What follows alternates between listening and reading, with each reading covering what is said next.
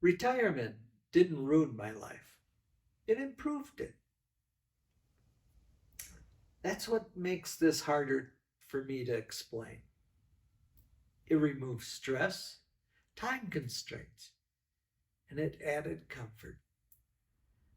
But what I didn't expect was the space, that kind of quiet that stretches longer than you expected.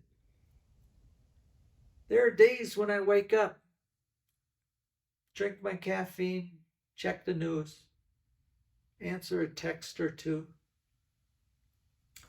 and I realized by mid afternoon I hadn't had a single meaningful conversation. Not an argument, not even a simple back and forth that requires thought. Just silence.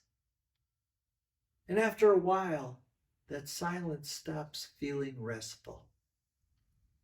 It starts feeling like absence. At first, I didn't mind it. No demands, no interruptions.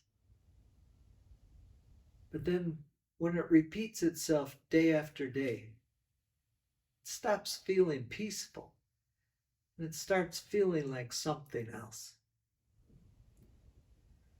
That's when I started noticing what was missing. For decades, I occupied a space without thinking about it. People responded to me. They asked for my input. They pushed back. They engaged. Even frustration was an interaction.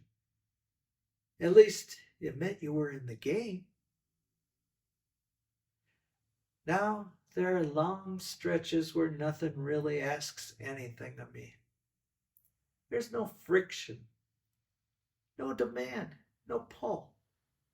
And without friction, without interaction, you can slowly start to feel like you're fading inside your own life. Like you're present, but you're not really needed.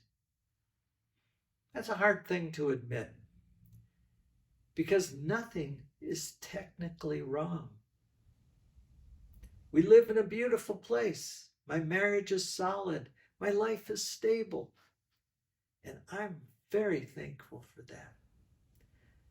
But stability doesn't automatically create engagement. And engagement is what makes you feel alive. There's a difference between solitude and isolation. Solitude feels chosen.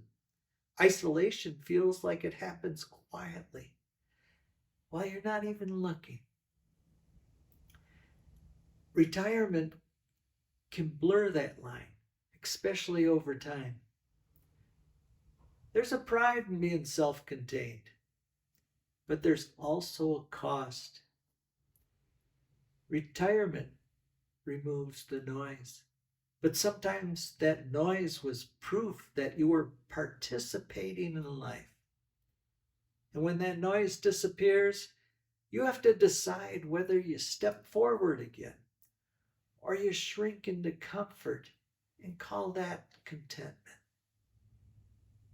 And that decision isn't made just once. It shows up again and again and again.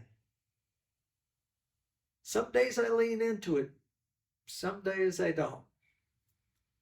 But I haven't stopped trying. Starting this channel wasn't about fixing loneliness. It was about resisting indivisibility, about staying in the conversation, about slowly pushing back against disappearing from life. And maybe that's what this retirement stage really asks of us. Not to stay busy, not to reinvent ourselves into something flashy, but to refuse to disappear quietly. If you've ever felt that you're slowly fading, that quiet, shrinking feeling, you're just adjusting to a life with fewer automatic interactions. And that adjustment takes longer than anyone admits. This isn't about retirement being bad. We're talking about it because silence can make you feel small. And silence makes isolation heavier. If this resonates with you, you're not the only ones who felt it. Please come on back. Stay in the conversation. That's how we keep from fading quietly. Take care.